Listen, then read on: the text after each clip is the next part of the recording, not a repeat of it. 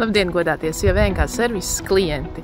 Pēdējās 2 nedēļās VNK servises komanda ir veikusi ļoti daudz priekšdarbības, lai visas katlu mājas palaistu un siltums tiktu nodrošināts, un šobrīd jau siltums arī tiek padots no visām centralizētajām katlu mājām. Veiksmīgi darbojās arī abas katlu mājas, kas tiek īstenots par Eiropas Savienības līdzfinansējumu. Viss ir kārtībā arī ar ekonomaizeru. Ekonomija ir, lai papildus pārliecinātos, ka patiešām viss projekts ir īstenots atbilstoši. Ar eksperta vizīti mēs noslēdzam Piltens katlu mājā.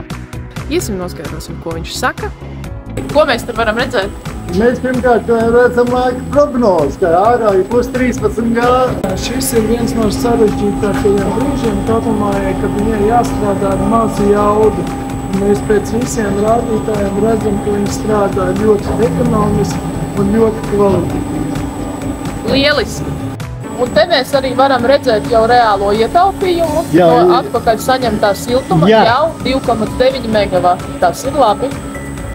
Un, ja šajā laikā bija kaut kādas ķipelītes, kad varbūt kādam siltums neaizgāja tik ātri, mēs centāmies darīt visu iespējamo, lai šo problēmu novērstu. Paldies, ka jūs bijāt tik iecietīgi. Mēs turpinam strādāt jūsu labā. Paldies!